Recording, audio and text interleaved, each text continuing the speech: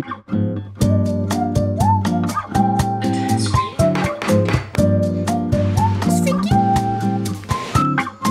będzie swojej mamy.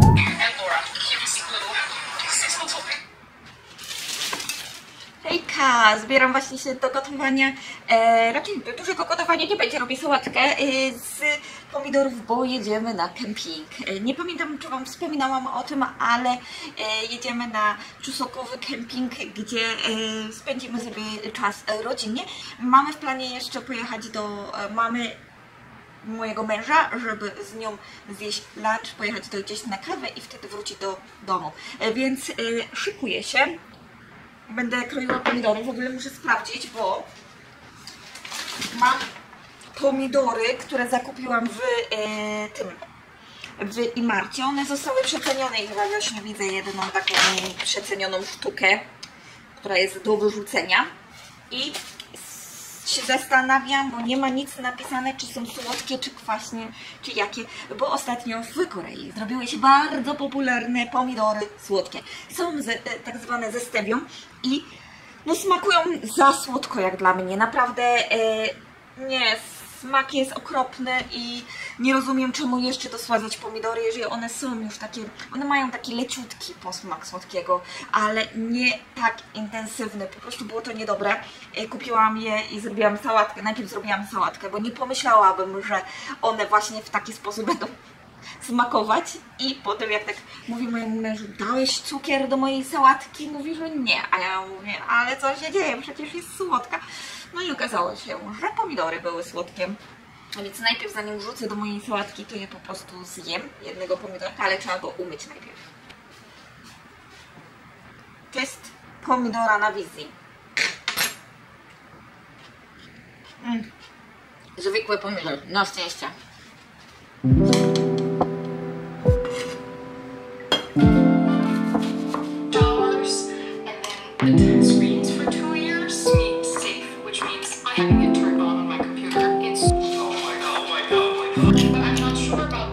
Teraz zróbmy małą przerwę, ja zrobię sobie kawę, ale sałatkę już mam zrobioną, jeszcze mam z 2 lub 3 zadania do wykonania. Na pewno będę jeszcze kroiła cieniutko cebulkę, bo zakupiłam ostatnio ten pyszny sos, który można zjeść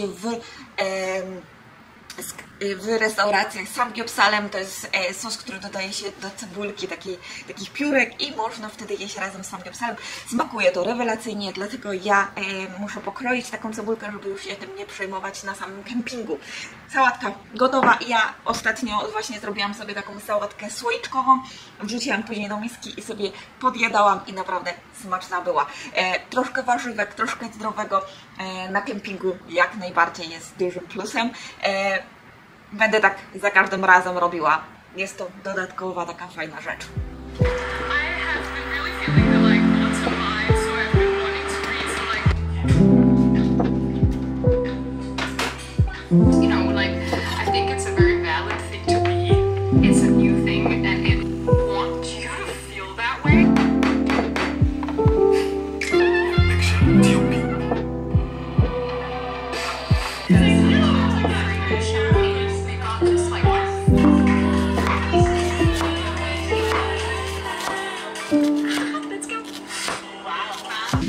Kempingu także oprócz sałatki z cebulki, także na śniadanie będziemy mieli naleśniki, więc zabieram się za robienie naleśników. Ja mam przepis jak ona się nazywa, kwestia smaku i długo ten przepis mam i z niego korzystam i naprawdę mi smakują, więc raczej nie zmieniam.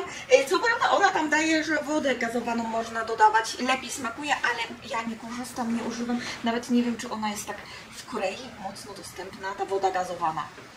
Więcej właśnie widzę normalną wodę, nie kojarzę, wiecie? Nigdy nie kupowałam gazowanej wody w Korei. Dziwne. Ale gdzieś tu powinnam mieć mój zeszycik z przepisami, ale chyba ostatnio gdzieś mi zaginął. Może Eliasz gdzieś go zabrał przy okazji. A, ja sobie popijam kawę. Ostatnio zmieniłam mleko, bo wychodziło tanie i myślałam, że wychodzi też mniej kalorycznie, ale okazuje się, że wcale mniej kalorycznie nie wychodzi, do tego się kiepsko spieniam, więc wracam do mojego starego. Chociaż jest odrobinę droższy, to i tak jednak wolę. To nie jest duża przebitka cenowa, żeby aż tak, żeby rezygnować z lepszego mleka, a brać gorsze. It's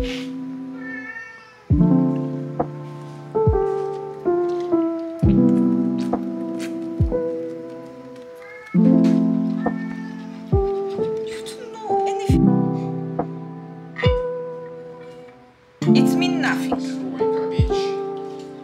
It's mean nothing.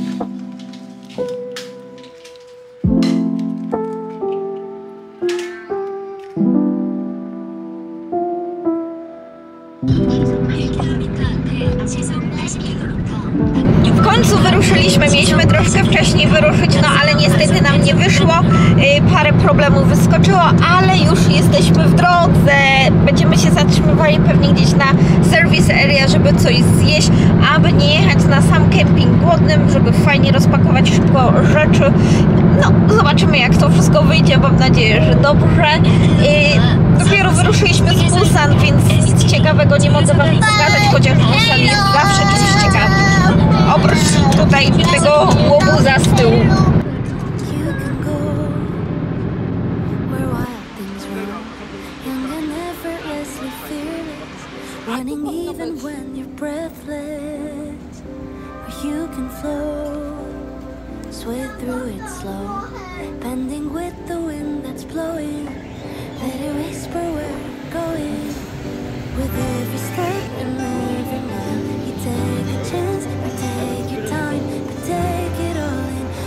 Ciki ryżowe, raczej dla Eliasza, wyglądają w taki sposób.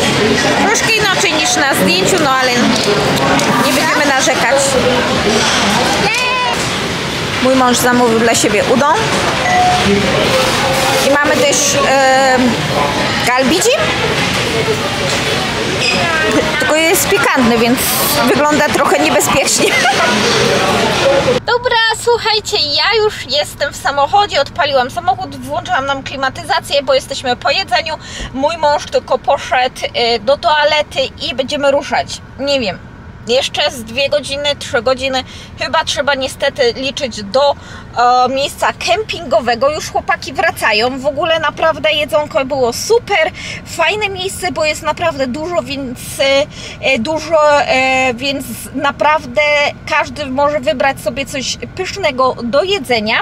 I czy to pikantne, czy nie, czy na słodko, bardzo dużo miejsc do kawy, jest siu, więc dlatego tu jest bardzo dużo ludzi dzisiaj.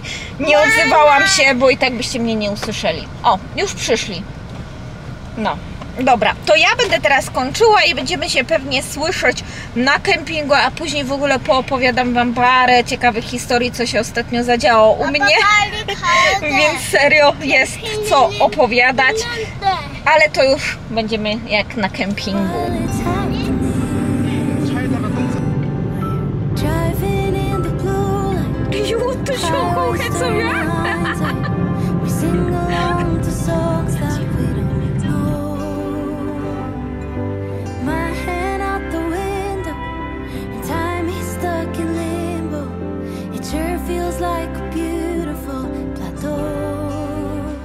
Dobra, jesteśmy już u nas. Jak możecie zobaczyć, tak wygląda nasze miejsce. My jesteśmy tutaj po Pizon, czyli na dekach. Jesteśmy na tych kładkach, a tu obok normalnie są na trawie albo na takiej ziemi.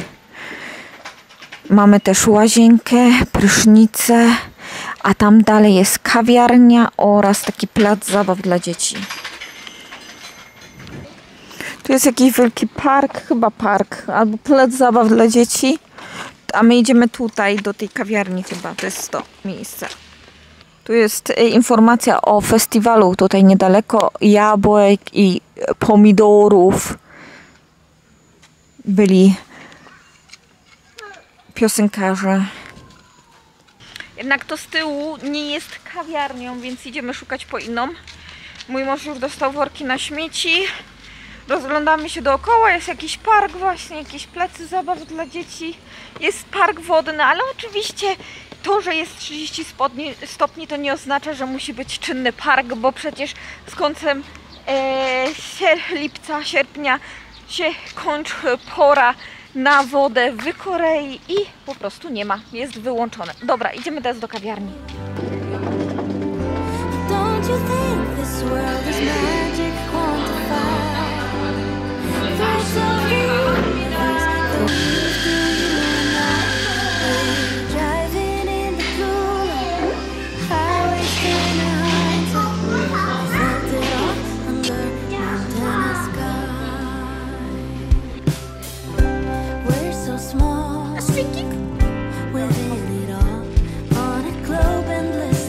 Dobra, tak wygląda nasze miejsce. Dzisiaj mamy na deskach.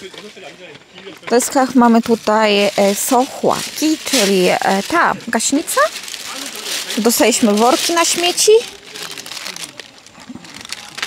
Tutaj nie dostaliśmy takich ładnych, niestety. Mamy skrzynki na prąd, to tu jest, o, skrzyneczka. Drzewko, nic wielkiego. Dobra, może Wam zrobię oprowadzanie. Tutaj mamy namiocik. Tu mamy mojego męża. I mamy miejsce siedzące. Ze światełkami. Miejsce do jedzenia. To jest nasza taka podróżna lodówka, gdzie musimy wkładać taki lód, żeby utrzymał zimno. To nie jest lodówka na prąd. Tutaj mamy oczywiście miejsce do jedzenia. Wodę przygotowałam. Tam jest grill. Mój mąż teraz będzie zaczynał, albo mieliśmy mały problem, dlatego też nie pokazywałam, jak to wszystko wygląda. Oczywiście mamy też, jak to się mówi, wiatrak.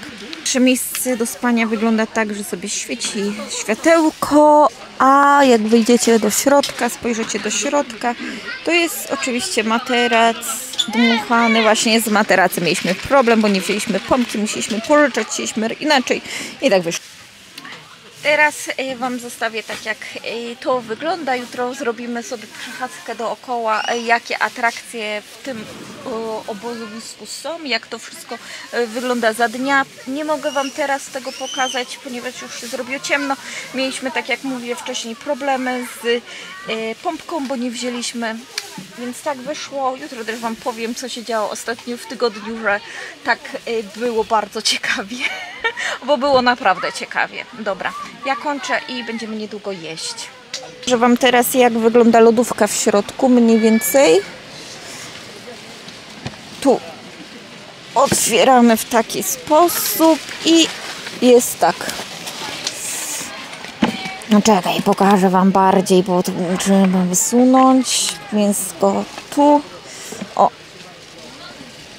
I w taki sposób, czyli musimy taki lód wkładać do tej lodówki, żeby trzymało zimnełko, ale przytrzyma do jutra, to jest najważniejsze.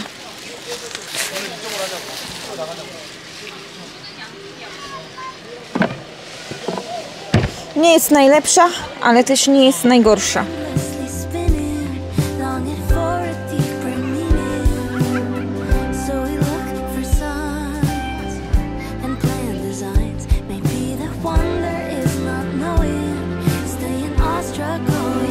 Spójrzcie, a to małe dziecko tutaj, to jest mały żebrak. Od wszystkiego wszystko wie. No jesteś.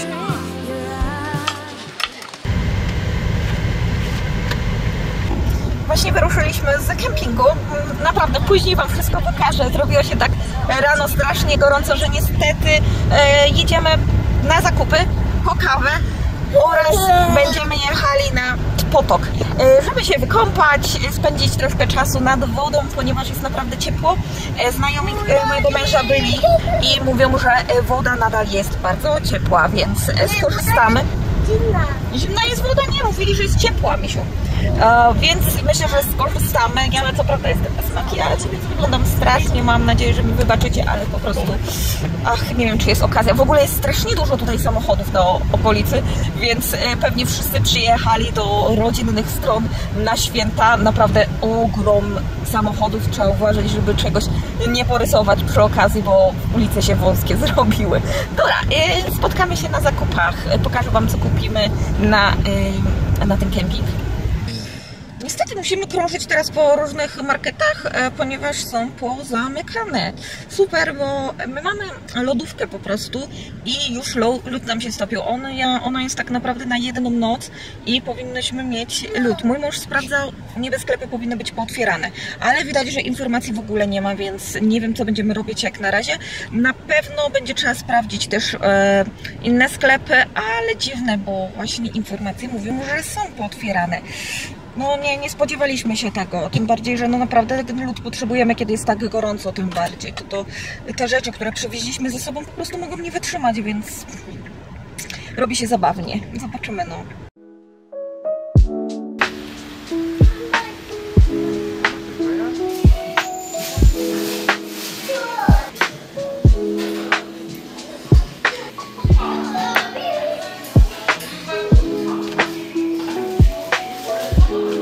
Mamy cold brew, wanilia, pin latte z oat milk. No smakuje spoczko. Nie ma jakiegoś tam zawrotnego super smaku. Ja ogólnie nie pijam cold brew. It's tasty? Tak, it's okay.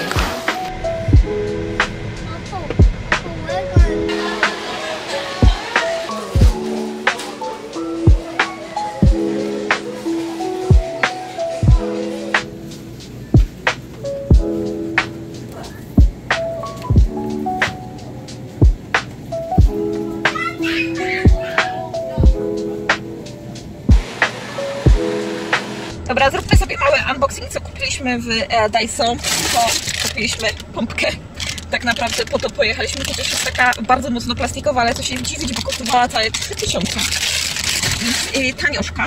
Kupiliśmy płyn do mycia naczyń, bo miałam, ale mi się wylał. Miałam tą szurkę właśnie do czyszczenia z płynem, specjalnie, żeby właśnie nie brać za dużo. No i słuchajcie, wylał mi się ten płyn wszędzie, więc musiałam kupić nową. Do tego zakupiłam do czyszczenia gryla, takie bardziej profesjonalne, można powiedzieć, niż to, co miałam wcześniej, razem z taką szurą, więc wypucuję to lepiej. Tutaj za to mam kolejną taką do czyszczenia. Mam ściereczki, one kosztowały 2000, gdzieś plus, tysiaczek, więc niedrogo.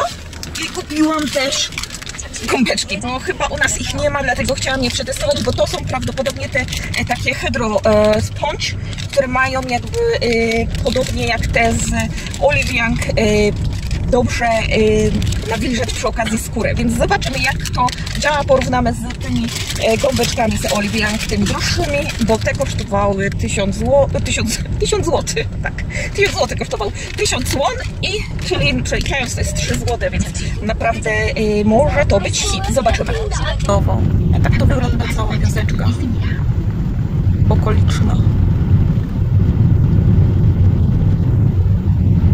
Ogólnie w sklepie, w którym byliśmy, to jest Hana Aromaty i Hana Aromaty to jest taka popularna sieć tutaj w Korei, gdzie możecie dorwać na przykład produkty, które są lokalnie produkowane. To jest, te sklepy najczęściej są w mniejszych miastach, chociaż widziałam oczywiście chyba w Seulu, w Sejong jest i u nas także w Busan, ale jednak, którym wiodą te mniejsze wioski, gdzie naprawdę na przykład tam, gdzie byliśmy, to były aż 2 obok siebie, więc jest ich całkiem sporo. Właśnie można tam kupić lokalne produkty. W większych miastach, na przykład u mnie niedaleko nie ma nic takiego, ale za to jadąc metrem byłam ostatnio w innym sklepie, innej sieci, który też promuje lokalne produkty, więc całkiem sporo ich jest i bardzo ciekawa w ogóle inicjatywa. Ja nie wiem, czy w Polsce coś takiego jest, żeby były aż tak lokalne sklepy. Znaczy to jest nie lokalny sklep, ale sieć, która sprzedaje prawie wyłącznie lokalne produkty, czyli jakieś warzywa, można mleko dorwać i ogólnie ceny są całkiem przyjemne. Całkiem sporo, tanio to wychodzi, jeżeli chodzi o zakupy. Myśmy wcześniej, jak mieszkaliśmy w Sejong, byliśmy bardzo blisko. Ja na przykład bardzo często tam chodziłam na zakupy, bo wychodziło naprawdę tanio. I jakościowo naprawdę nie odbiegały od jakichś wielkich supermarketów i były warte dochodzenia te sklepy. Jesteśmy w Changsu. Changsu znajduje się niedaleko Muju i z tej miejscowości już film na moim kanale jest. Jest to bardzo popularne miejsce na jesienne przechadzki po górach. Jeżeli chodzi o film, to dodatkowo Was zapraszam do obejrzenia, ponieważ odpowiadam Wam na pytanie, dlaczego nie pokazuję mojej rodziny w filmach i zasłaniam twarz mojego syna. Wracając do samego Changsu, Changsu oprócz tego, że jest popularne z kempingów, to także z hodowli jabłek. Chyba jedno z takich popularniejszych miejsc, gdzie możecie skosztować naprawdę pyszne jabłka oraz przyjechać na festiwal. Nam w tym roku nie udało się przyjechać, bo był tydzień wcześniej, ale może w przyszłym roku, czemu by nie? Poszłam sobie na spacer, chłopaki się bawią, a ja przy okazji takiej ładnej okolicy, czyli szumiącej rzeczki, śpiewających ptaszków, bo tutaj naprawdę jest pięknie. Chciałam Wam opowiedzieć, co się takiego u mnie zadziało, że miałam nie za ciekawy okres urodzinowy i czemu czasami stwierdzam, że urodziny to nie jest mój najlepszy czas, bo zawsze coś ciekawego się dzieje, no wolałabym, żeby tak ciekawie się nie działo, dlatego urodziny raczej spędzam na spokojnie. To słuchajcie, 2 dni przed moimi urodzinami, nagrywając dla Was film, weekly vloga, który pewnie po tym filmie pójdzie, spadła mi kamera. Gotowałam zupę dyniową, bo to teraz jest czas na zupę dyniową. W Korei jest naprawdę sporo dyni i znalazłam piżmową. I niestety, gotując, spadła mi kamera razem ze statywem. I jak walnęła o podłogę, to niestety jak kamera dała radę, to niestety obiektyw oberwał mocniej. Mogło być gorzej, bo jakby kamera oberwała, to pewnie dużo drożej by mnie to wyszło, ale obiektyw niestety się na tyle skrzywił, że ja nic nie mogłam z tym zrobić, tylko oddać do naprawy. Wyszło tak, że naprawa wyszła na 60 000, a obiektyw jakoś pracuje. Na szczęście.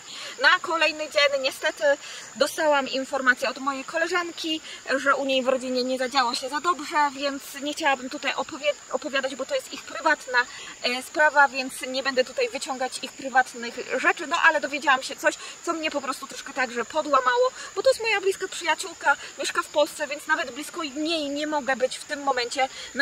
Na pewno nie jedni z Was rozumieją teraz, co się dzieje w ogóle w Polsce i czasami po prostu załamujemy ręce, bo jesteśmy za daleko i nie możemy naszym bliskim pomóc. To jest to samo, jeżeli mówimy, oczywiście sytuacja jest inna, ale podobnie jest właśnie z powodziami. Też jak patrzę na to, co się dzieje w Polsce, to mi się aż kraja serce, że w Polsce takie rzeczy w tym momencie, kiedy mnie nie ma, się dzieją. Oczywiście moja rodzina jest bezpieczna, oni mieszkają w Trójmieście, więc tam mało kiedy mamy powodzie, no ale niestety na południu zawsze był ten problem. Kolejną rzeczą to w mojej urodziny nawet całkiem ok było, chociaż zaczął mnie brzuch boleć i się zastanawiałam, o co chodzi. No i niestety na drugi dzień przeleżałam prawie cały dzień w łóżku, nic nie mogłam zrobić, chociaż miałam wielkie plany, aby ogarniać i montowanie, i ogarnąć mieszkanie. Po prostu miałam tyle planów do wykonania tego dnia i oczywiście tak się rozłożyłam, że brzuch mnie po prostu bardzo mocno bolał, tak kłuł wręcz. Miałam takie 15 minut spokoju i potem takie mocne kłucie, 15 minut spokoju i mocne kłucie i tak cały czas.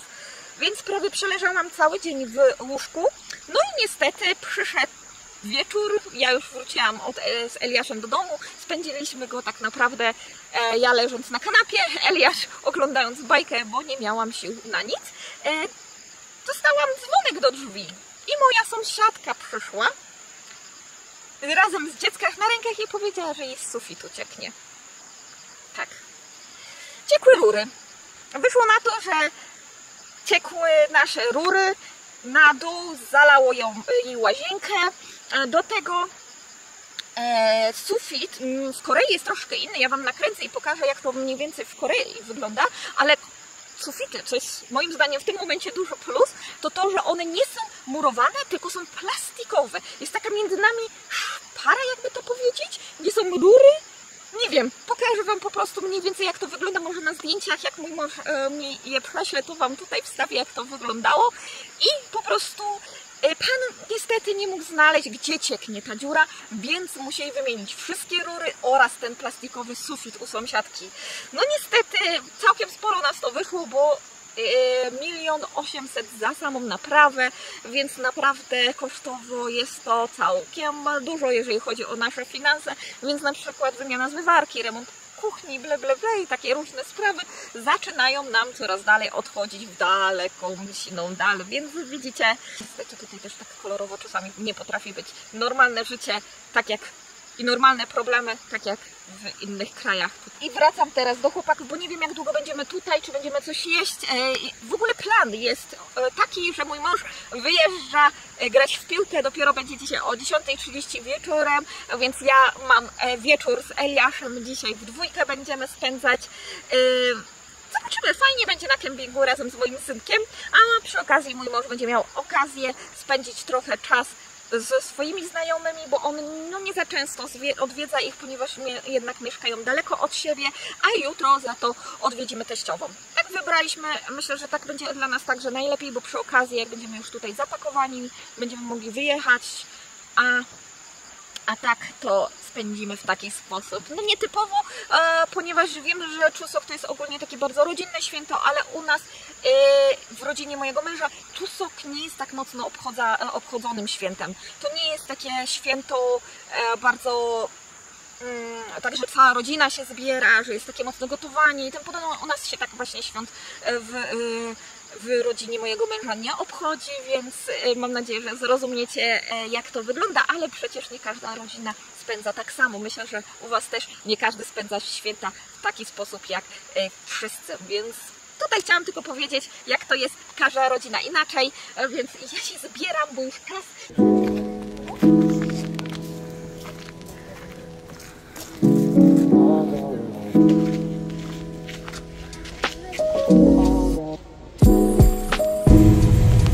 Jedziemy teraz na kemping. Spędzimy tam chwilę, mój mąż sobie pojedzie, wtedy na spokojnie ja z Eliaszem może się przejdę po okolicy, zobaczyć jak to wszystko tam wygląda i rozpalę ognisko, czyli grilla. Jak mniej więcej tu wygląda, tutaj myjemy rzeczy. Taki osobny budynek ze zlewami. Mamy mikrofalę do podgrzewania. Niestety nie mamy nic na wodę do podgrzewania. Ale spoczko. Dobra, ja się zabieram za mycie za to tego. Dlatego też dokupiliśmy te rzeczy. Tu za nami jest policja. Wiecie co? Przyjechała po to, dlatego że ktoś zadzwonił dzwonkiem. W toalecie. Bezpieczeństwa. Przyjechała sprawdzić, czy coś się stało.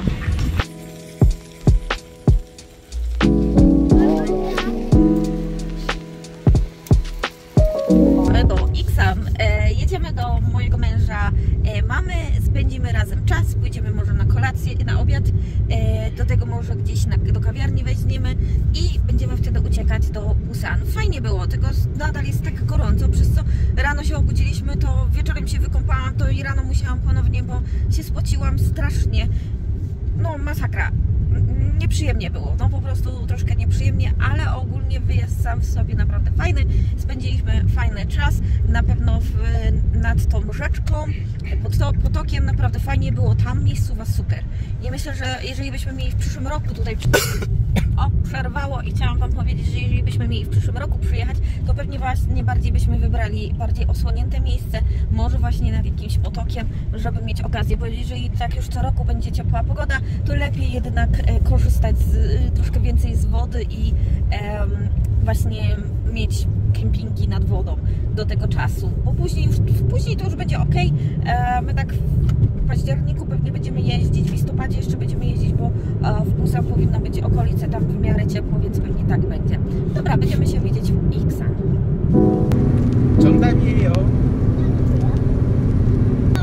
Widzicie tutaj te takie dwie góry? W Korei nazywają Tokgi. Tokgi?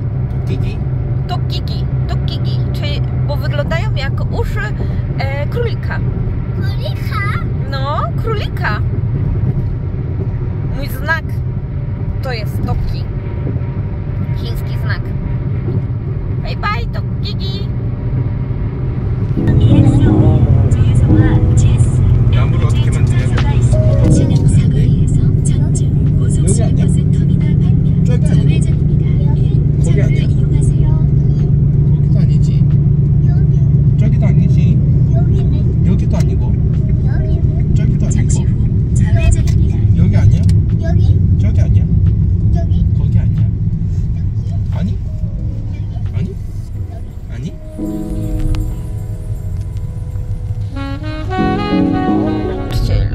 Pełno samochodów, wszyscy przyjechali do rodziców. Z Seulu oczywiście. Here, left. It's too small.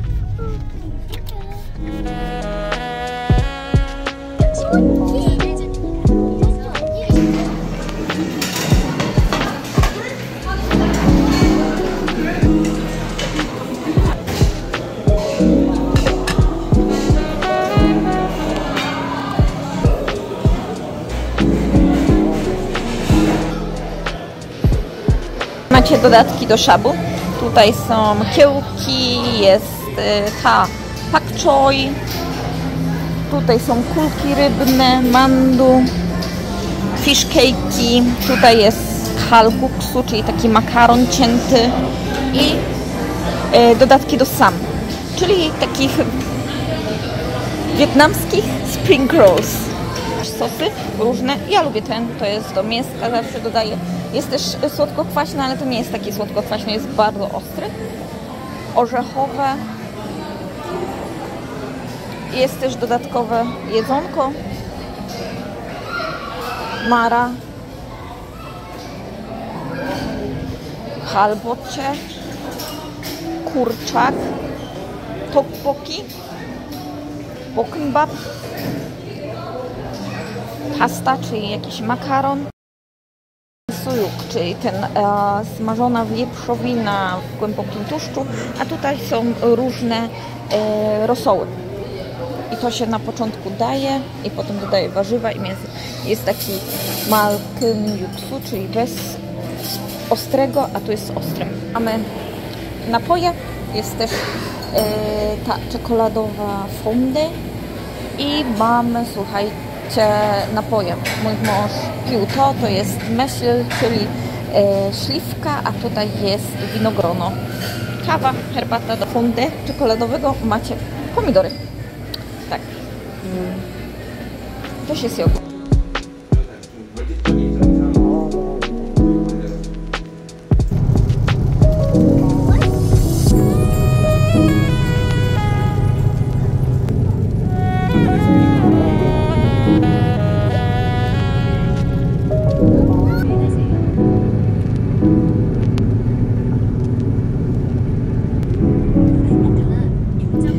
Wracamy teraz do domu.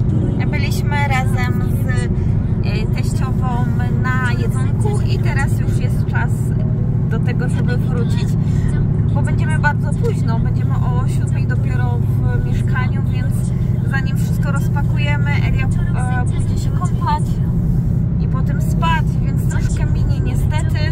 Myślałam, że szybciej będziemy, ale widocznie może gdzieś są korki, wszyscy pewnie wracają. No, jak widzieliście, wszędzie było pełno samochodów, jak to wszyscy przyjeżdżają do rodziców właśnie z mniejszych, większych miejscowości do mniejszych. No, nie nagrywałam za dużo, bo wiecie, no ja nie chcę komuś po prostu wchodzić z telefonem, więc mam nadzieję, że mi to wybaczycie. Raz dostałam jeden komentarz, który może chciałabym się tutaj bardziej pod ostatnim filmem wypowiedzieć, że ja rozmawiałam z moją teściową troszeczkę po koreańsku, udało mi się wymienić parę zdań i nie, mój mąż nie będzie swojej mamy uczyć angielskiego, żeby mogła się ze mną skomunikować, więc takie komentarze są troszkę nie na miejscu, więc mam nadzieję, że ta osoba zrozumie, że tak nie wypada mówić, a jeżeli nie, no to nie.